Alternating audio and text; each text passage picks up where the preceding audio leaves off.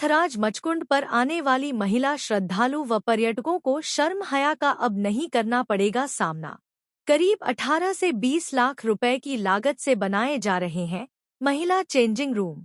धौलपुर जिले के सुप्रसिद्ध धार्मिक स्थल तीर्थराज मचकुंड पर आने वाली महिला श्रद्धालुओं व पर्यटकों को अब किसी शर्म भरी निगाह का सामना नहीं करना पड़ेगा। वे अब बड़े आराम से स्नान के बाद अपने वस्त्र बदल सकती हैं। इसके लिए तीर्थराज मचकुंड पर महिला चेंजिंग रूम बनाए जा रहे हैं, जिनका तीव्र गति से कार्य भी चल रहा है। पहले यहां घूमने आने वाली महिला श्रद्धालुओं व पर्यटकों को खुले में वस्त्र बदलना पड़ता था, जो काफी शर्म हया वाली बात थी। वहां घूमने वाले लोगों की नजरों का सामना भी करना पड़ता था, लेकिन अब इन महिला चेंजिंग रूम के बनने से उन्हें सुविधा होगी। तीर्थराज मचकुंड स्थित लाडली जगमोहन मंदिर के महंत कृष्णदास ने बताया कि करीब 200 से 250 सालों से यहां महिलाओं के लिए वस्त्र बदलने के लिए कोई उपयुक्त स्थान नहीं था, लेकिन फरवरी 2025 में राजस्थान के मुख्यमंत्री भजनलाल शर्मा यहां आए, जिन्होंने दर्शन करने के बाद सारी परिस्थितियों को जाना। तभी उन्होंने ऐसे निर्देश दिए थे कि यहां महिलाओं के लिए चेंजिंग रूम होने चाहिए, जिससे यहां आने वाली महिला श्रद्धालु स्नान के बाद आराम से वस्त्र बदल सकें और उन्हें किसी भी प्रकार की परेशानी न हो। इसके बाद यहां काम शुरू हुआ और मचकुंड के 10 घाटों के बीच 2 जगह चिन्हित की गई है, जहां कुल 12 महिला चेंजिंग रूम बनाए जा रहे हैं। महंत कृष्णदास ने बताया कि ये महिला चेंजिंग रूम करीब 18 से 20 लाख रुपए की लागत से बनाए जा रहे हैं, जिनमें आधुनिक सुख सुविधाएं भी होंगी। यह राजस्थान सरकार का सराहनीय कदम है, जिन्होंने महिला पर्यटकों व श्रद्धालुओं के लिए ये कदम उठाया। महंत कृष्णदास ने एक और बड़ी समस्या की तरफ सरकार का ध्यान आकर्षित करने की गुहार लगाई है। उन्होंने बताया कि तीर्थराज मचकुंड पर पीने का पानी तक नहीं है, जिससे यहां आने वाले पर्यटकों व श्रद्धालुओं को बहुत परेशानी होती है। उन्होंने गुहार लगाई है कि पास ही बहने वाले चंबल का पानी मचकुंड पर पहुंचाया जाए, जिससे यहां सुख सुविधाओं के अलावा पर्यटन को भी बढ़ावा मिलेगा। जय श्री कृष्ण। तीर्थराज मचकुंड सरोवर में पर्यटन को बढ़ावा देने की दृष्टि से राजस्थान सरकार द्वारा अभी महिलाओं के लिए वस्त्र बदलने की व्यवस्था की जा रही है, जो कि यहाँ 200-250 साल से हम लोगों का इस पर कोई विचार नहीं गया। इस बार सरकार ने यह विचार करके कि यहाँ जब घाट हैं और लोग श्रद्धालु स्नान करते हैं तो उनको वस्त्र बदलने के लिए स्थान होना चाहिए, तो महिलाओं के लिए 2 जगह में चिन्हित करके और 12 वस्त्र बदलने के चेंजिंग रूम जो बनाए गए हैं, निश्चित रूप से सराहनीय कार्य है सरकार का। और आगे भी जो समस्याएं हैं वह सरकार को यहाँ निस्तारण करनी चाहिए। जैसे पेयजल व्यवस्था यहाँ की जो है, आज तक मचकुंड सरोवर पर हमें चंबल का पानी प्राप्त नहीं है पीने के लिए, तो यहाँ पानी की व्यवस्थाएं भी सुचारू करनी चाहिए। ये 10 मुख्य घाट हैं, जिनके बीच में 2 चेंजिंग रूम बनाए गए हैं। 6 घाटों की तरफ एक बनाया गया है और 4 घाटों की तरफ एक बनाया गया है, जिसमें एक में 6 हैं। लगभग ये 18 से 20 लाख रुपए की लागत से राजस्थान सरकार द्वारा बनाया जा रहा है। बहुत अच्छा कदम है, क्योंकि घाटों पे कपड़ा बदलना खुले में शोभनीय नहीं था और महिलाएं देखती रहती थी कि हम वस्त्र कहाँ बदलें, क्योंकि सब खुला हुआ है पूरा सरोवर। तो ऐसे में ये उनकी निश्चित रूप से सरकार की एक सराहनीय कदम है। धौलपुर कांग्रेस सेवादल की कार्यकारिणी का होगा पुनर्गठन। धौलपुर जिला कांग्रेस सेवादल की कार्यकारिणी को लेकर बड़ा संगठनात्मक बदलाव होने जा रहा है। इस संबंध में जिला कांग्रेस सेवादल की जिलाध्यक्ष समृद्धि दीक्षित ने मीडिया को जानकारी देते हुए बताया कि कांग्रेस सेवादल सेवा, अनुशासन और विचारधारा का सशक्त संगम है और इसी भावना के साथ जिला संगठन का पुनर्गठन किया जा रहा है। उन्होंने बताया कि कांग्रेस सेवादल केवल एक संगठन नहीं, बल्कि एक आंदोलन है जो सामाजिक न्याय, लोकतांत्रिक मूल्यों और संविधान की रक्षा के लिए कार्य करता है। जिलाध्यक्ष समृद्धि दीक्षित ने बताया कि संगठनात्मक नव संवर्धन की यह प्रक्रिया राष्ट्रीय कांग्रेस अध्यक्ष मल्लिकार्जुन खड़गे, सोनिया गांधी, राहुल गांधी, कांग्रेस सेवादल के राष्ट्रीय अध्यक्ष लालजी देसाई और राजस्थान प्रदेशाध्यक्ष हेम सिंह शेखावत के दिशा निर्देशन में संचालित हो रही है। उन्होंने युवाओं, महिलाओं और सामाजिक रूप से सक्रिय लोगों से अपील की कि वे संगठन से जुड़े और राष्ट्र सेवा के इस अभियान का हिस्सा बने। उन्होंने जानकारी दी कि निम्न पदों हेतु आवेदन आमंत्रित किए गए हैं, जिसमें जिला कांग्रेस सेवादल कार्यकारिणी, यंग ब्रिगेड कांग्रेस सेवादल, महिला कांग्रेस सेवादल, प्रत्येक विधानसभा में अध्यक्ष, ब्लॉक अध्यक्ष शामिल है। उन्होंने बताया कि आवेदन की अंतिम तिथि 26 जून 2025 है और आवेदन व्हाट्सएप नंबर 9,48,48,35,517 और 9,66,42,36,216 पर भेज सकते हैं। जिलाध्यक्ष दीक्षित ने कहा कि कांग्रेस सेवादल का पुनर्गठन केवल नामांकन नहीं, बल्कि समाज में सकारात्मक बदलाव की दिशा में एक सार्थक पहल है। हमारे राष्ट्रीय अध्यक्ष लालजी देसाई जी, राजस्थान प्रदेश अध्यक्ष हेमंत सिंह शेखावत जी धौलपुर जिला कार्यकारिणी का गठन करना चाहते हैं, पुनर्गठन करना चाहते हैं, जिसमें ब्लॉक अध्यक्ष गणों का नाम लिया जाएगा, विधानसभा अध्यक्ष गणों का नाम लिया जाएगा और महिला जिला कार्यकारिणी का भी गठन किया जाएगा, यंग जिला कार्यकारिणी का भी गठन किया जाएगा। जो कांग्रेस की विचारधारा में विश्वास रखता हो और संविधान में विश्वास रखता हो, अनुशासन में विश्वास रखता हो, राहुल गांधी जी में विश्वास रखता हो, सोनिया गांधी जी में विश्वास रखता हो, वो कांग्रेस सेवादल से जुड़े। उनका आभार और सम्मान है। जय हिंद, जय भारत। बारिश से हुए जल भराव को लेकर जिला कलेक्टर ग्राउंड पर उतरे, अधिकारियों को दिए निर्देश, जल भराव हुआ तो की जाएगी कार्रवाई। धौलपुर शहर में मंगलवार शाम को हुई बारिश के बाद हुए जल भराव को लेकर जिला कलेक्टर श्रीनिधि बीटी प्रशासनिक लाबाजमे के साथ कॉलोनियों में पहुंच गए। जल भराव के हालातों को देख नाराजगी जाहिर की और प्रशासनिक अधिकारियों को व्यवस्थाएं दुरुस्त करने के निर्देश दिए हैं। मंगलवार शाम को बारिश के बाद हुंडवाल कॉलोनी, नर्सरी रोड, सैम्पो रोड, चोपड़ा मंदिर, ओंडेला रोड समेत आधा दर्जन कॉलोनी में जल भराव के हालात हो गए थे।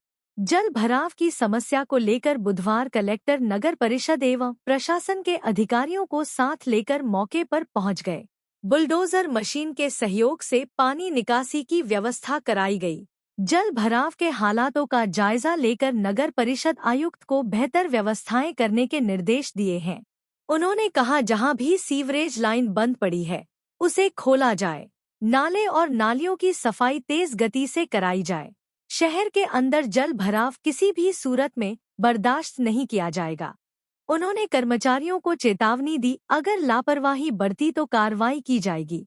बता दें, वर्ष 2024 में बरसात के सीजन में धौलपुर शहर में भयानक जल भराव के हालात हुए थे। करीब 3 दर्जन कॉलोनी पानी की चपेट में आने से लोगों को भारी सुविधा हुई थी। जल भराव की वजह से लोगों के मकान भी धराशायी हुए थे। पिछली बारिश की घटना से सबक लेते हुए कलेक्टर ने सख्ती दिखाना शुरू कर दिया है।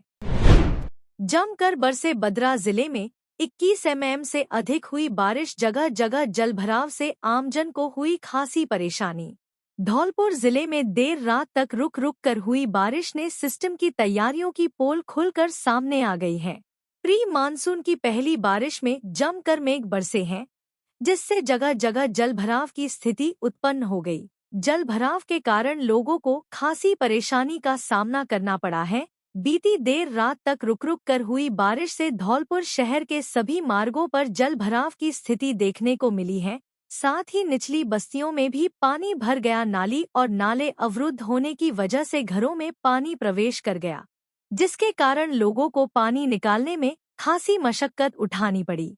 जिले में 21.1 mm बारिश दर्ज की गई है, जिसमें धौलपुर में 50 mm, बाड़ी में 38 mm, उर्मिला सागर में 41 mm, तालाबशाही में 17 mm, बसेड़ी में 6 mm, सैपो में 7 mm, आंगी में 6 mm और राजाखेड़ा में 4 mm बारिश दर्ज की गई है। ऑफिस से घर लौट रही महिला कर्मचारी को तेज रफ्तार ट्रक ने मारी टक्कर, मौके पर ही दर्दनाक मौत। धौलपुर जिले के निहालगंज थाना क्षेत्र के गुलाब बाग चौराहे के पास ऑफिस से घर लौट रही एक महिला कर्मचारी को एक तेज रफ्तार ट्रक ने टक्कर मार दी। दुर्घटना में महिला की मौके पर ही दर्दनाक मौत हो गई। जानकारी के मुताबिक 58 वर्षीय राजकुमारी पत्नी मनमोहन सिंह निवासी अशोक विहार कॉलोनी, गुरुद्वारा रोड, धौलपुर पंचायत समिति धौलपुर कार्यालय में बाबू के पद पर कार्यरत थी और मंगलवार की शाम को कार्यालय से अपने घर लौट रही थी। इसी दौरान आगरा की तरफ से तेज गति में आ रहे एक ट्रक ने गुलाब बाग चौराहे के पास राजकुमारी को टक्कर मार दी। दुर्घटना में राजकुमारी गंभीर रूप से घायल हो गई। मौके पर मौजूद लोगों ने उन्हें तुरंत जिला अस्पताल पहुंचाया, जहां चिकित्सकों ने स्वास्थ्य परीक्षण कर महिला को मृत घोषित कर दिया। सूचना मिलने के बाद निहालगंज थाना पुलिस अस्पताल पहुंची और शव को पोस्टमार्टम के लिए जिला अस्पताल के शवगृह में रखवाया। पुलिस ने परिजनों द्वारा दी गई तहरीर के बाद बुधवार को महिला के शव का पोस्टमार्टम कराया। पुलिस ने अज्ञात ट्रक चालक के खिलाफ मामला दर्ज कर उसकी तलाश शुरू कर दी है। कल शाम को एक्सीडेंट हुआ गुलाब बाग पर, इसमें ट्रक ने टक्कर मारी। मृतका का नाम राजकुमारी सनम वाइफ ऑफ मनमोहन सिंह, उम्र 60 तमोली, अशोक बाग कॉलोनी की। इसको बाद पोस्टमार्टम सुपुर्द किया गया। अलग अलग स्थानों पर मिले मां बेटे के शव, हत्या की आशंका। धौलपुर शहर के कोतवाली थाना क्षेत्र में मां और बेटे के शव दो अलग अलग स्थानों पर मिले हैं। रेलवे ट्रैक पर 11 माह के बच्चे का शव मिला है तो मां का शव FCI गोदाम के पास मिला है। पुलिस ने हत्या की आशंका जताते हुए दोनों शवों को मोर्चरी में रखवा दिया है। कोतवाली थाना प्रभारी हरिनारायण मीणा के अनुसार मृतक महिला की पहचान टिंकल के रूप में हुई है। वह आगरा के तेरहा की रहने वाली थी। टिंकल ने 2 साल पहले फतेहाबाद उत्तर प्रदेश के विपिन यादव से कोर्ट मैरिज की थी। शादी के बाद दोनों होशंगाबाद में रह रहे थे। जांच में पता चला है कि 16 जून को टिंकल का भाई उसे और उसके 11 माह के बच्चे को होशंगाबाद से घर ला रहा था। इसके बाद दोनों के शव मिले हैं। पुलिस ने घटना की सूचना मृतक महिला के पति को दी है। प्रथम दृष्टया मामला हत्या का लग रहा है। पुलिस मामले की जांच कर रही है। योग दिवस तैयारी के लिए लोगों को कराया योगाभ्यास। 21 जून को मचकुंड पर आयोजित होगा जिला स्तरीय योग कार्यक्रम। धौलपुर जिले के उपनिदेशक आयुर्वेदिक विभाग के निर्देशानुसार बुधवार को तीर्थराज मचकुंड पर ब्लॉक स्तरीय शारीरिक शिक्षक तथा चिकित्सा अधिकारियों को नोडल अधिकारी नरेंद्र कुमार शर्मा और चिकित्सा अधिकारी त्रिलोकचंद द्वारा योग का प्रशिक्षण दिया गया। ब्लॉक नोडल अधिकारी नरेंद्र कुमार शर्मा ने करो योग रहो निरोग के मंत्र को दोहराते हुए योग को दैनिक जीवन में अपनाने की आवश्यकता पर जोर दिया। उन्होंने उपस्थित शिक्षकों और प्रशिक्षकों से 21 जून को आयोजित होने वाले योग दिवस कार्यक्रम में अधिकतम लोगों को भागीदारी के लिए प्रेरित करने का आह्वान किया। प्रशिक्षण के दौरान त्रिलोकचंद ने उपस्थित प्रतिभागियों को विभिन्न योगासनों और प्राणायाम का अभ्यास करवाया। उन्होंने बताया कि नियमित योगाभ्यास मानसिक और शारीरिक स्वास्थ्य के लिए अत्यंत आवश्यक है। यह व्यक्ति के भीतर संतुलन और ऊर्जा बनाए रखता है।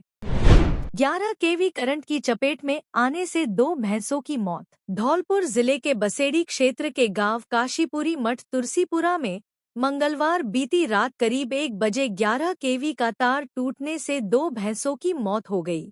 घटना की सूचना पर बुधवार सुबह हल्का पटवारी व पुलिस मौके पर पहुंची और घटना की जानकारी लेकर मौका पर्चा बनाया गया। पीड़ित राकेश गुसाई ने बताया कि उनकी भैंस रोज की तरह मकान के पीछे बंधी थी। तभी अचानक तेज आवाज हुई तो वह पशुबाड़े में पहुंचे, जहां विद्युत तार टूटा हुआ पड़ा था, जिसके बाद विद्युत विभाग के कर्मचारियों को घटना के बारे में अवगत कराकर लाइट को बंद कराया गया।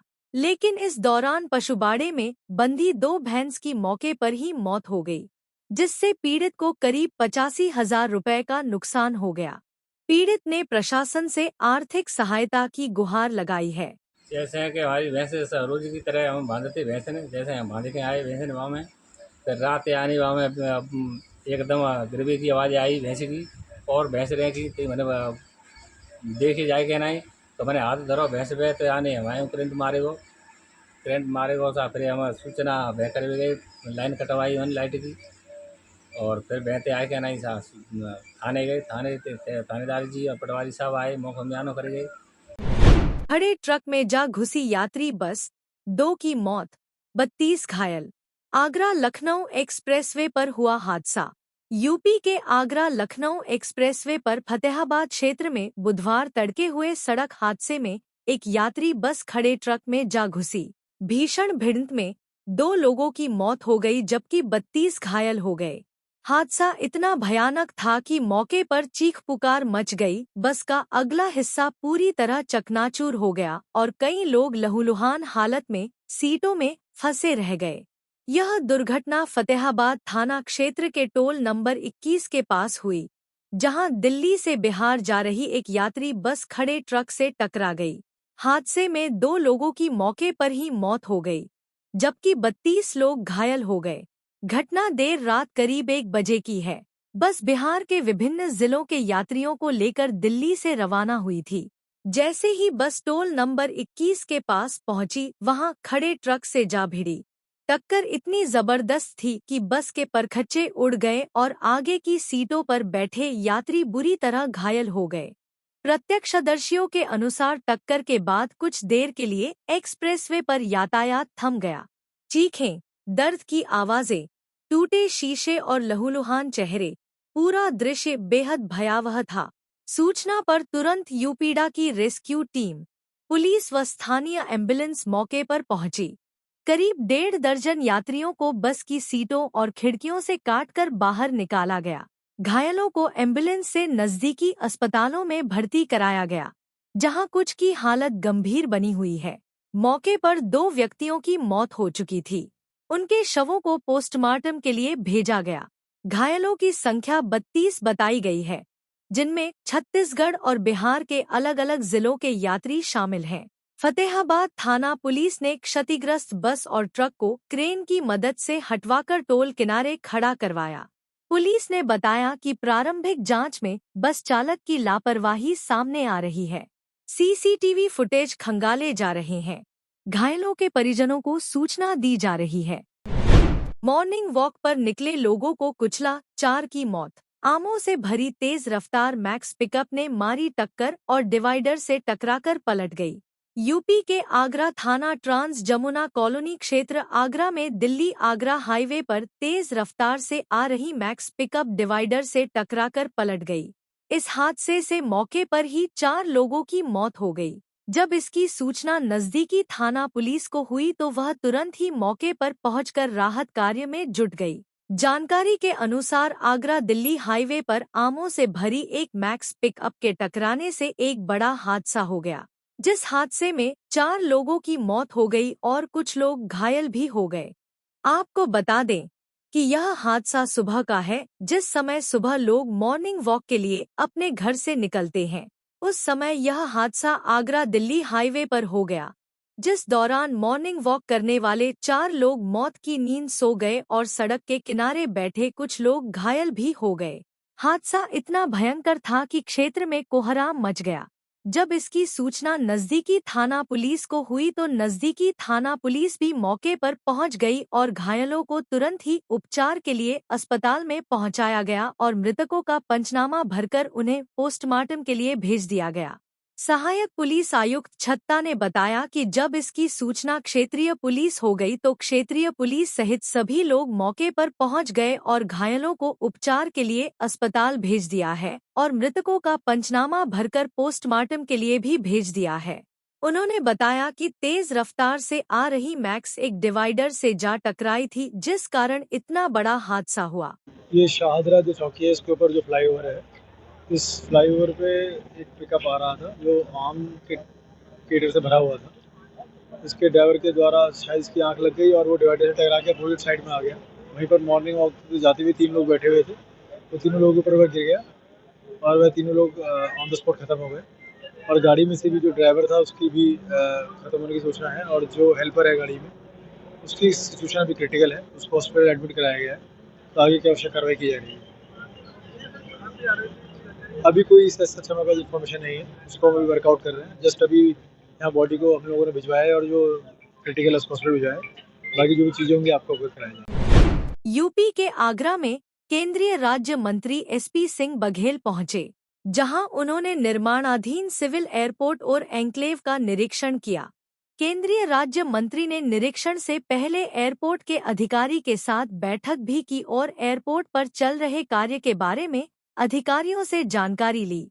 आगरा के धनौली में सिविल एन्क्लेव का 579 करोड़ की लागत से निर्माण कार्य हो रहा है और आगरा वासियों का जल्द होगा सपना पूरा और जल्द कर सकेंगे हवाई सफर। एयरपोर्ट का कार्य 2026 जुलाई तक पूरा होना है। सिविल एयरपोर्ट का 25% कार्य लगभग पूरा हो चुका है। केंद्रीय राज्य मंत्री SP सिंह बघेल ने अधिकारियों को जल्द कार्य पूर्ण करने के निर्देश दिए हैं। 5-6 महीने में निर्देश है कि एयरपोर्ट सलाहकार समिति की बैठक होनी चाहिए। उस सिलसिले में आज बैठक की, जिसमें एयरपोर्ट अथॉरिटी वालों ने ये जो नवनिर्मित है इसकी डिटेल बताई है। आप लोगों की जानकारी के लिए लगभग 144 एकड़ ज़मीन मिली है। ज़मीन पूरी एक्वायर हो चुकी है, सबको पैसा दे दिया जाता है और कोई भी कोर्ट में लिटिगेशन के लिए नहीं दिया। ये बहुत अच्छी बात है। सभी प्रकार की NOC हैं, केवल 43 पेड़ काटने की परमिशन लेनी है माननीय सुप्रीम कोर्ट से, तो उसकी 10 गुना जो है लगा चुके हैं और उसकी जियो टैगिंग भी हो गई है। 579 करोड़ के आसपास इसकी लागत है।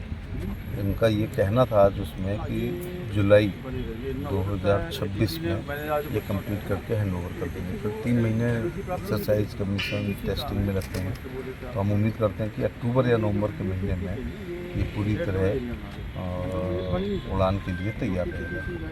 कितना काम पूरा कर रहे हैं आप यहाँ पर आकर के, किस तरीके के दिशा निर्देश दिए जा रहे हैं, कब तक? ये है कि अपने कमिटमेंट पे रहिएगा।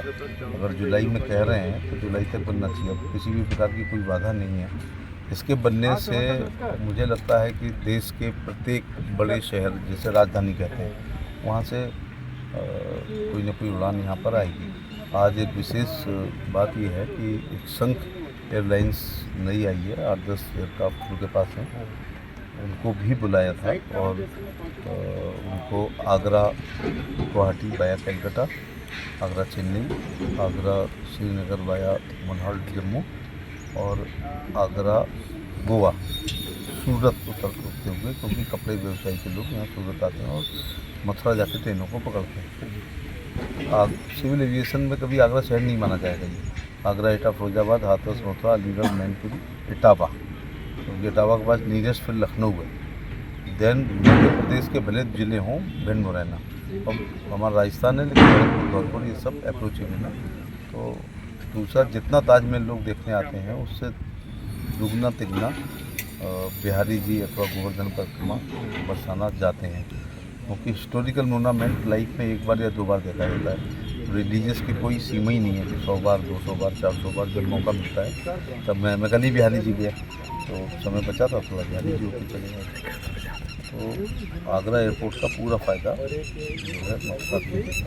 मंत्री जी, पर्यटन नगरी है, तमाम लोग यहाँ पर आते हैं। काफ़ी फ्लैटें पहले से चल रही थी, लेकिन कुछ बंद कर दी गई है, क्या उस पर भी डिस्कस हुआ? चल नहीं रही थी, यही तो प्रॉब्लम है। एयरपोर्ट 90 साल पुराना है।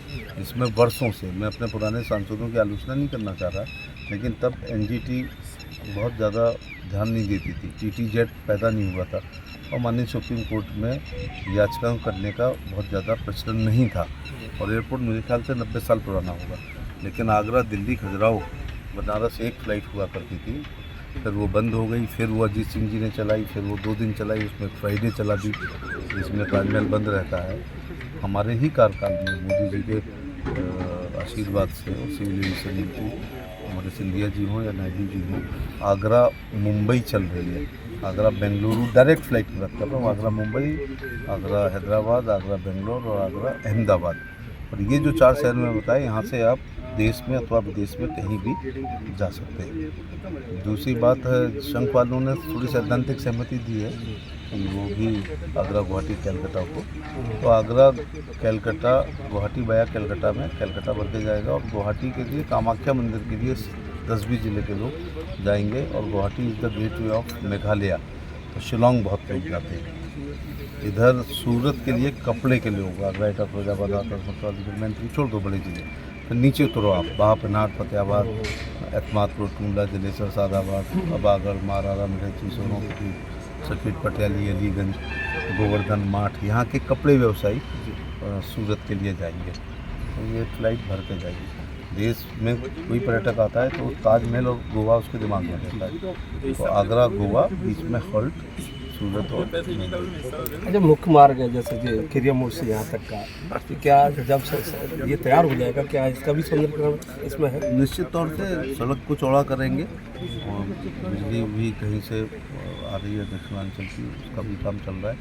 और ख़ास तौर से यहाँ जल निकासी नहीं है, तो वाटर ड्रेन, और फिर ये अपने आप में एक बहुत बड़ा इलाका होगा जिसके पानी को निकालना होगा। धनौली ग्राम पंचायत है और नगर निगम में ज़्यादा सुविधाएं होती है। जिला कलेक्टर ने योग प्रदर्शनावली का किया विमोचन। धौलपुर जिला कलेक्टर श्रीनिधि बीटी ने 21 जून को आयोजित होने वाले 11वें योग दिवस के उपलक्ष्य में संस्कृत शिक्षा विभाग जिला धौलपुर संभाग भरतपुर के द्वारा श्रीमद् भागवत गीता एवं महर्षि पतंजलि के योग दर्शन से योग विषय ज्ञान पर आधारित प्रदर्शनावली का विमोचन किया। इस अवसर पर जिला कलेक्टर ने योग के ज्ञान को जनसामान्य के लिए कल्याणकारी बताकर संस्कृत शिक्षा के इस कार्य को सराहा। टीम जिला नोडल संस्कृत शिक्षा धौलपुर द्वारा इसको तैयार किया गया। इस मौके पर भगवान दास मीना, राजू परमार, राघवेंद्र पचगैया आदि मौजूद रहे। जिले के विभिन्न फीडरों की 3 घंटे बंद रहेगी बिजली। धौलपुर 220 केवी जीएसएस हिंडौन पर 132 केवी मैनबस का मरम्मत व रखरखाव का कार्य होने के कारण गुरुवार 19 जून को विद्युत आपूर्ति बाधित रहेगी। अधिशासी अभियंता 220 केवी जीएसएस राजस्थान राज्य विद्युत प्रसारण निगम लिमिटेड भूदेव अवस्थी ने बताया कि 132 केवी जीएसएस बसेड़ी के 33 केवी नादनपुर एवं कंचनपुर, 132 केवी जीएसएस बाड़ी के 33 केवी कंचनपुर एवं मत्सूरा, 132 केवी जीएसएस सरमथुरा के 33 केवी बड़ागांव, झिरी एवं भमपुरा तथा 33 केवी समस्त ग्रामीण फीडरों की गुरुवार 19 जून को सुबह 6:30 बजे से 9:30 बजे तक विद्युत आपूर्ति बाधित रहेगी। धौलपुर जिले की कंचनपुर थाना पुलिस ने 2 वर्ष से फरार चल रहे एक आरोपी को कैथरी बॉर्डर से गिरफ्तार किया है। आरोपी राहुल गुर्जर पर धौलपुर एसपी ने 10,000 रुपए का इनाम घोषित किया था। थाना प्रभारी अनूप कुमार ने बताया कि 3 जून 2023 को लालोनी गांव में राहुल गुर्जर ने अपने साथियों के साथ दीनानाथ गुर्जर के घर में घुसकर हमला किया था। आरोपी ने जान से मारने की नियत से फायरिंग भी की थी। साथ में घर में तोड़फोड़ करने के अलावा 1.5 लाख रुपए की मांग की थी, जिनके नहीं देने पर पीड़ित को जान से मारने की धमकी भी दी गई। पीड़ित दीनानाथ द्वारा कंचनपुर थाने पर रिपोर्ट दर्ज कराई थी। मामला दर्ज करने के बाद जांच में सामने आया कि पीड़ित दीनानाथ का गांव के महावीर सिंह से विवाद चल रहा था। इसी विवाद में भरतपुर के गहनोली थाना क्षेत्र के वाटिका गांव का राहुल गुर्जर महावीर सिंह के समर्थन में आया था। मुखबिर से सूचना मिली कि आरोपी कैथरी बॉर्डर से गुजरने वाला है। एसपी सुमित महरेड़ा के निर्देश पर सीओ अनूप सिंह के नेतृत्व में पुलिस टीम ने आरोपी को गिरफ्तार कर लिया। पूछताछ के बाद उसे कोर्ट में पेश किया गया, जहां से जेल भेज दिया गया। बाड़ी के सहेड़ी ग्राम पंचायत स्थित महाराजपुर गांव में प्रशासन ने आम रास्ते से अतिक्रमण हटाया है। यह कार्रवाई ग्रामीणों द्वारा जिला कलेक्टर और मुख्यमंत्री कार्यालय में की गई ऑनलाइन शिकायत के बाद की गई। तहसीलदार उत्तम चंद्र बंसल के नेतृत्व में राजस्व विभाग की टीम ने मौके पर पहुंचकर कार्रवाई की। शिकायत में बताया गया था कि आरजी खसरा नंबर 444 की गैर मुमकिन आम रास्ते की भूमि पर अतिक्रमण किया गया है। प्रशासन ने पहले जांच के लिए भू अभिलेख निरीक्षक लोकेंद्र चौधरी और अमरकांत त्यागी को भेजा। टीम में हल्का पटवारी मनीष मित्तल, सुरेश गोदारा और रामनिवास भी शामिल थे। जांच में अतिक्रमण की पुष्टि हुई। इसके बाद राजस्व विभाग की टीम और सदर थाना पुलिस के सहयोग से पीला पंजा चलाकर अतिक्रमण हटाया गया। साथ ही अतिक्रमणकारियों को भविष्य में ऐसा न करने की हिदायत दी गई। बाड़ी के कचपुरा गांव में खेत विवाद ने पारिवारिक झगड़े का रूप ले लिया। 2 सगे भाइयों के बीच हुए विवाद में दोनों पक्षों से कुल 5 लोग घायल हो गए। घटना की शुरुआत तब हुई जब छोटे भाई महेंद्र और उनकी पत्नी शारदा ने बड़े भाई सोबर्न के पुत्र रविंद्र कुशवाहा से खेत पर विवाद किया। रविंद्र का आरोप है कि पहले उन्हें गालियां दी गईं और फिर मारपीट की गई। इसके बाद मामला और बिगड़ गया। रविंद्र के घर जाकर सूचना देने पर उनके परिवार के लोग महेंद्र के घर समझाने गए। वहां दोनों पक्षों में लाठी डंडों से मारपीट हो गई। दूसरे पक्ष से महेंद्र की पत्नी शारदा का कहना है कि उनके जेठ और उनके परिवार के लोगों ने घर पर हमला किया। इस हमले में महेंद्र, उनके बेटे राकेश और पुत्रवधू मानदेई घायल हो गए। सभी घायलों को बाड़ी के सामान्य अस्पताल में भर्ती कराया गया है। सदर थाना पुलिस मौके पर पहुंच गई है। दोनों पक्षों ने पुलिस में शिकायत दर्ज कराई है। पुलिस मामले की जांच कर रही है। राजाखेड़ा में एक्सीएन ने बिजली कर्मचारियों के लिए बैठक, छीजत रोकने और समय पर मेंटेनेंस को पूरा करने के दिए निर्देश। धौलपुर जिले के राजाखेड़ा में बुधवार शाम 5 बजे धौलपुर एक्सीएन विवेक शर्मा ने स्थानीय पंचायत समिति सभागार में निगम अधिकारियों और कर्मचारियों की बैठक ली। बैठक को लेकर एक्सीएन विवेक शर्मा ने सभी फीडर इंचार्ज को पावर सप्लाई और फीडर पर ट्रिपिंग की समस्या को लेकर निर्देश दिए। उन्होंने कहा कि राजाखेड़ा और मरैना में घरों की तुलना में बिजली कनेक्शन काफ़ी कम है, जिसको लेकर भी संबंधित कर्मचारियों को निर्देश दिए गए हैं। उन्होंने कहा कि जिन लोगों ने अभी तक विद्युत कनेक्शन नहीं लिया है, ऐसे लोगों को निगम कर्मचारी कनेक्शन लेने के लिए प्रेरित करें। विभाग उन्हें 24 घंटे के अंदर विद्युत कनेक्शन मुहैया कराएगा। इसी के साथ कर्मचारी लोगों को बिजली विभाग की योजनाओं के बारे में भी अवगत कराएं, जिससे उपभोक्ता उनका अधिक से अधिक लाभ ले सकें। एक्सीएन शर्मा ने कहा कि बरसात के मौसम को देखते हुए सभी फीडर इंचार्ज मेंटेनेंस कार्य को समय रहते पूरा करें, जिससे लोगों को बारिश के समय विद्युत आपूर्ति बाधित होने जैसी समस्याओं का कम से कम सामना करना पड़े। बैठक में धौलपुर एक्सीएन विवेक शर्मा के साथ राजाखेड़ा सहायक अभियंता आनंद तिवारी, कनिष्ठ अभियंता मयंक मिश्रा, एआरओ संतोष उदैनिया सहित सभी फीडर इंचार्ज और तकनीकी कर्मचारी मौजूद रहे। मीटिंग ली, उसके बारे में थोड़ा आज राजाखेड़ा उपखंड के अपने इंजीनियर्स, राजस्व अधिकारी और फीडर इंचार्जों की बैठक ली गई है। और इसमें एक तो पावर सप्लाई को लेके और जहाँ फीडरों पर ट्रिपिंग आ रही हैं उस पर भी मेंटेनेंस करने के निर्देश दिए गए। जहाँ तक जो विभागीय स्कीम चल रही हैं उसकी जानकारी उपभोक्ता को देने के लिए, और जहाँ कुछ जैसे कस्बा है राजाखेड़ा, मरैना, वहाँ पे कनेक्शन की संख्या हाउस होल्ड की तुलना में काफ़ी कम है और विद्युत छीजत का प्रतिशत भी अधिक है। तो फीडर इंचार्ज को भी कहा गया है कि वहाँ जिनके कनेक्शन नहीं है उनको समझाएं और उनको ये प्रेरित करें कि वो कनेक्शन लें, और 24 घंटे में उनको हम कनेक्शन देने की कार्रवाई कर रहे हैं। इसके अलावा जो फीडर इंचार्जेज हैं उनको भी ये कहा गया है कि अभी क्योंकि बारिश आने वाली है उससे पहले मेंटेनेंस कर लें, जिससे कि उपभोक्ताओं को जो विद्युत आपूर्ति हो कम से कम बाधित हो और उनको अच्छी बिजली हम दे सकें। कृषि कनेक्शन हैं या डोमेस्टिक कनेक्शन है उसकी प्रगति अच्छी है। कुछ ही कनेक्शन है जो पेंडिंग है, उनको भी अगले 7 दिन में जीरो कर देंगे। कहने का मतलब 24 घंटे में हम कनेक्शन किसी भी प्रकार का होगा वो सर्विस लाइन कनेक्शन हम देंगे। रात्रि चौपाल में प्रशासन ने सुनी लोगों की समस्याएं। जन समस्याओं को सुनकर एसडीएम ने दिए निराकरण के निर्देश। धौलपुर जिले के राजाखेड़ा क्षेत्र की ग्राम पंचायत नाहिला के हेडक्वार्टर पर मंगलवार को स्थानीय प्रशासन की रात्रि चौपाल का आयोजन किया गया, जिसमें एसडीएम व तहसीलदार की मौजूदगी में ग्रामीणों की समस्याओं को सुनकर निराकरण के निर्देश दिए। एसडीएम वर्षा मीणा ने बताया कि रात्रि चौपाल में ग्रामीणों के परिवाद प्राप्त हुए, जिनके आधार पर संबंधित अधिकारियों को निराकरण कराने के निर्देश दिए हैं। जन सुनवाई में मुख्यतः राजाखेड़ा से नाहिला मार्ग की खराब हालत को लेकर परिवाद दिया, जिसके साथ ही पूरे रास्ते में झाड़ियों को हटवाने के लिए भी ग्रामीणों ने शिकायत की। साथ ही गांव में दिनों दिन बढ़ रहे बंदरों के आतंक को लेकर भी ग्रामीणों ने शिकायत की है। जन सुनवाई में गांव में सुचारू पानी व्यवस्था सहित अन्य समस्याएं रहीं, जिनको प्राथमिकता से निराकरण कराने के लिए संबंधित अधिकारियों को दिशा निर्देश दिए गए हैं। चौपाल के समापन पर एसडीएम वर्षा मीणा ने राजस्थान सरकार के द्वारा चलाए जा रहे वंदे गंगा जल संरक्षण जन अभियान को लेकर जलाशयों, तालाबों सहित सार्वजनिक स्थानों पर सफाई रखने की शपथ दिलाई। इस दौरान राजाखेड़ा तहसीलदार दीप्ति, बीडीओ नवल सिंह, एएन रामावतार राजपूत समेत अन्य अधिकारी कर्मचारी मौजूद रहे। निवर्तमान बीजेपी जिलाध्यक्ष सत्येंद्र पाराशर ने किया आभार प्रकट। धौलपुर भारतीय जनता पार्टी धौलपुर के निवर्तमान जिला अध्यक्ष सत्येंद्र पाराशर ने भारतीय जनता पार्टी राजस्थान के प्रदेश अध्यक्ष मदन राठौड़, मुख्यमंत्री भजनलाल एवं प्रदेश नेतृत्व सहित धौलपुर जिले के समस्त कार्यकर्ता एवं जनता जनार्दन का आभार प्रकट किया है। उन्होंने कहा कि राष्ट्र की सेवा करने के लिए मुझे करीब 2 साल तक सेवा का मौका दिया।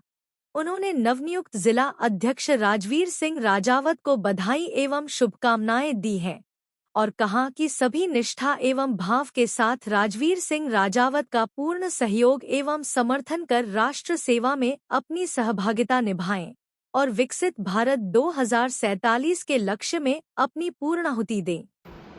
मैं आदरणीय मुख्यमंत्री जी, माननीय प्रदेश अध्यक्ष जी और राजस्थान प्रदेश भारतीय जनता पार्टी का बहुत ही आभार व्यक्त करता हूं कि उन्होंने मुझे लगभग 2 साल का मौका भारतीय जनता पार्टी को साथ में लेकर के आगे बढ़ने का, धौलपुर जिले में काम करने का मौका दिया। बतौर जिलाध्यक्ष मैंने अपना संपूर्ण तन मन धन के साथ में पार्टी की सेवा करने का प्रयास किया है, सब लोगों को साथ लेकर के चलने का प्रयास किया। आगे मैं नवनियुक्त जिलाध्यक्ष श्री राजवीर सिंह राजावत जी को भविष्य के लिए शुभकामनाएं देता हूं और मेरी ओर से और भारतीय जनता पार्टी के समस्त कार्यकर्ताओं की ओर से उनको बधाई। मेरी आशा है कि वो पूरे जिले भर के कार्यकर्ताओं को साथ लेकर के भारतीय जनता पार्टी को नई ऊंचाइयों तक ले जाएंगे। मेरी ओर से बहुत बहुत शुभकामनाएं, मेरा पूर्ण समर्थन उनके साथ में रहेगा। धौलपुर जिले में आलू की 5 साल में बम्पर पैदावार को देखते हुए राजस्थान सरकार द्वारा धौलपुर के आलू को पंच गौरव योजना में शामिल किया है। कृषि और आर्थिक विकास को नई दिशा देने वाला सरकार का यह एक महत्वपूर्ण कदम है, जिससे कृषि उत्पाद को बढ़ावा मिलेगा। इस पहल से किसानों की आय तो बढ़ेगी ही, साथ जिले में रोजगार के नए अवसर उत्पन्न करने और आर्थिक गतिविधियों को गति देने में सहायक सिद्ध होगी। आलू भारत की कृषि व्यवस्था में एक महत्वपूर्ण स्थान रखता है।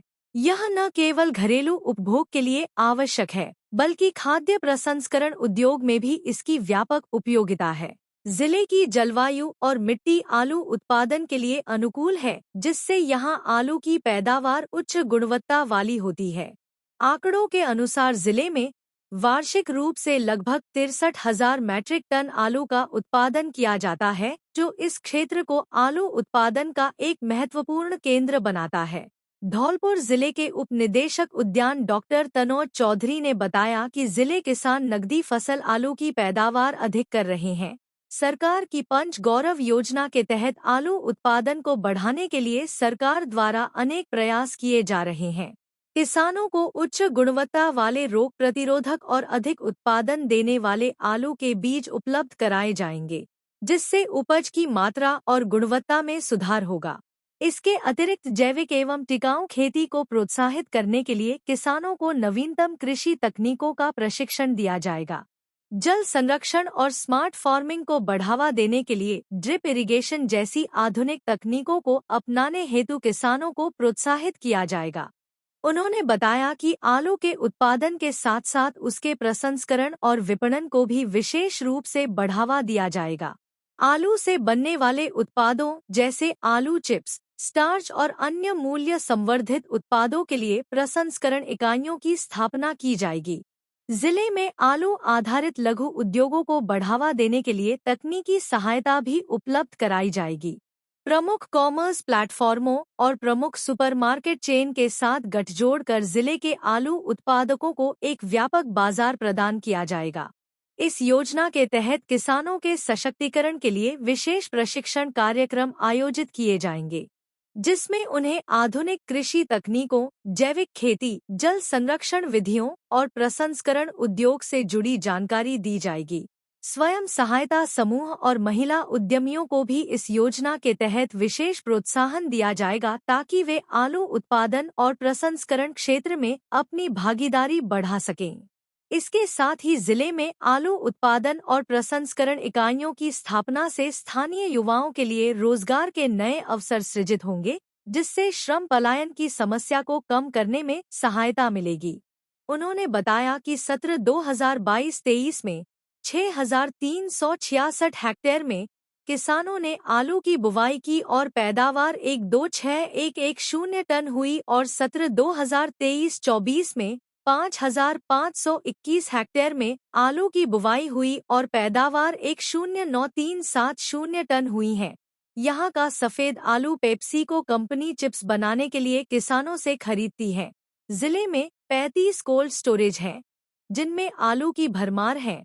इस योजना में जिले के 250 किसानों को प्रशिक्षण के लिए शिमला भेजा जाएगा। इस योजना में 5 करोड़ रुपए 5 साल में व्यय किए जाएंगे, जिसमें से 1 साल में 1 करोड़ रुपए व्यय किए जाएंगे। इस राशि में से किसानों को फसल का प्रदर्शन, प्रशिक्षण, जल प्रबंधन एवं प्रसंस्करण इकाई स्थापित कराना शामिल है। जिला कलेक्टर श्रीनिधि बीटी ने बताया कि पंच गौरव योजना के तहत धौलपुर जिले को अभूतपूर्व लाभ प्राप्त होगा। अनुमान है कि इस पहल से किसानों की आय में महत्वपूर्ण वृद्धि होगी, जिससे उनकी आर्थिक स्थिति सुदृढ़ होगी। इसके अतिरिक्त जिले की अर्थव्यवस्था को मजबूती मिलेगी, स्थानीय व्यापार को प्रोत्साहन मिलेगा और कृषि आधारित लघु उद्योगों का तेजी से विकास होगा। इस योजना के माध्यम से जिले को आलू उत्पादन और प्रसंस्करण का एक प्रमुख केंद्र बनाने की दिशा में ठोस कदम उठाए जाएंगे। पंच गौरव योजना न केवल किसानों की समृद्धि सुनिश्चित करेगी, बल्कि जिले के समग्र विकास में भी महत्वपूर्ण योगदान देगी। सरकार द्वारा दी जा रही आर्थिक एवं तकनीकी सहायता से आलू उत्पादकों को नए अवसर प्राप्त होंगे, जिससे यह पहल संपूर्ण राज्य के कृषि और औद्योगिक विकास में एक मील का पत्थर साबित होगी। धौलपुर जिले में राजस्थान सरकार के पंच गौरव कार्यक्रम अंतर्गत आलू की फसल का चयन किया गया है। क्योंकि धौलपुर जिले में आलू का उत्पादन अधिक मात्रा में होता है। यहाँ पे 1,09,370 टन उत्पादन है। 5,521 हेक्टेयर में इसका उत्पादन होता है। जिले में आलू की कई किस्में हैं, जिसमें चिप्स मेकिंग के लिए, सब्जी के लिए तथा यहाँ पे NHB के द्वारा और हमारे विभाग के द्वारा इस जिले में 35 कोल्ड स्टोरेज कार्यरत हैं, जिसमें किसान अपनी फसलों को रखते हैं। क्योंकि आलू एक नकदी फसल की श्रेणी में आता है, अतः आलू के उत्पादक किसानों के लिए राज्य सरकार की जो पंच गौरव में आलू फसल का चयन किया गया है, इसमें हमारे द्वारा 3 स्टेप लिए जाएंगे। पहले स्टेप में उन किसानों का चयन किया जाएगा जो आलू का लगातार उत्पादन कर रहे हैं। उनका चयन करने उपरांत उन कृषकों को डेमोन्स्ट्रेशन मतलब उच्च कोटि का बीज, खाद तथा जो आलू उत्पादक हमारी ट्रेनिंग संस्था है, जैसे शिमला में कुफरी, वहाँ पे इनका बैच बना के प्रशिक्षण हेतु भेजा जाएगा, जिससे उच्च क्वालिटी की आलू उत्पादन तकनीक वो सीख के आए तथा अपना तथा जिले का विकास कर सके। पिछले वर्ष 1,09,370 टन तथा 22-23 में 1,26,110 टन आलू का उत्पादन हुआ है। लगभग ये आंकड़ा इसके आसपास ही कम ज्यादा होता रहता है, लेकिन हमारे पास ये डेटा है।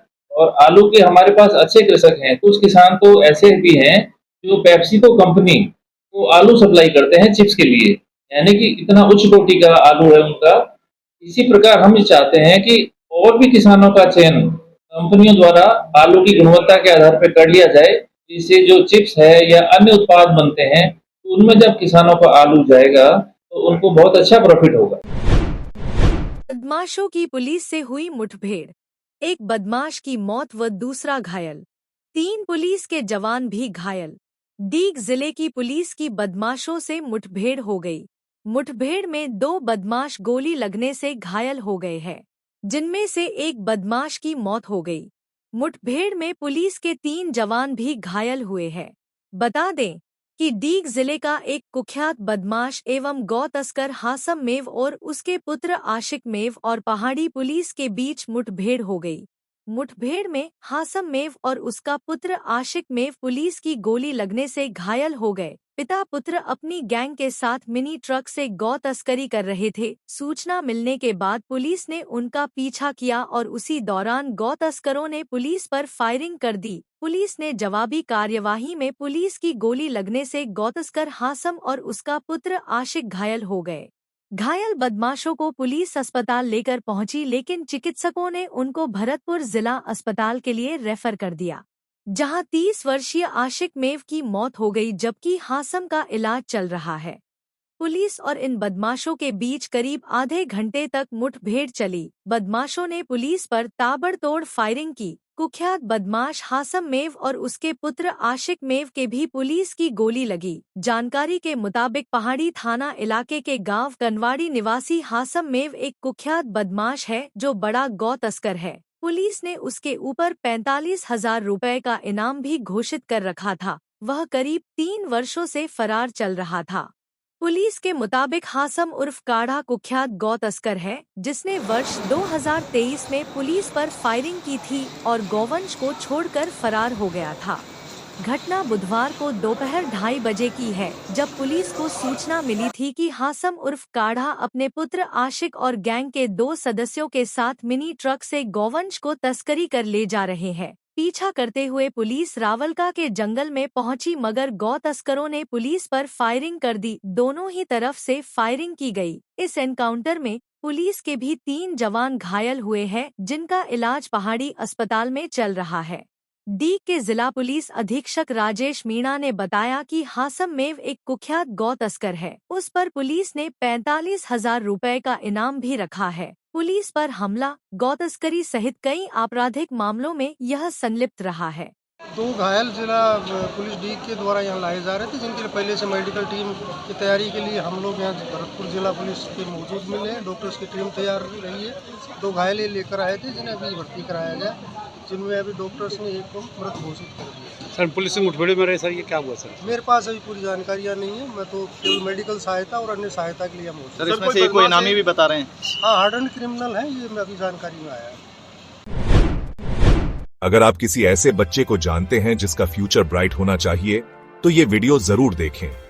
बड़े ड्रीम्स के लिए बड़ा सपोर्ट चाहिए। Kids angels convent school Dholpur सपनों को रियलिटी में बदलने के लिए यहाँ है। हम एक स्पेशल एडमिशन टेस्ट अनाउंस कर रहे हैं उन बच्चों के लिए जिन्होंने अपने पेरेंट्स या फादर को खो दिया है और फाइनेंशियल प्रॉब्लम्स झेल रहे हैं। टॉप 5 बच्चों को मिलेगी बिल्कुल फ्री एजुकेशन, फ्री बुक्स और यूनिफॉर्म्स भी। कोई फीस नहीं, कोई टेंशन नहीं, बस प्योर लर्निंग और ग्रोथ। एप्लीकेशंस द 25 जून तक ओपन हैं और टेस्ट द 1 जुलाई को है। ये चांस मिस मत करना। धौलपुर के पेरेंट्स, गार्डियंस और प्यारे नागरिकों, ये बात सब तक पहुंचाएं। इन बच्चों को सपोर्ट करें। चलो उन्हें वो ब्राइट फ्यूचर दें जो वो डिजर्व करते हैं।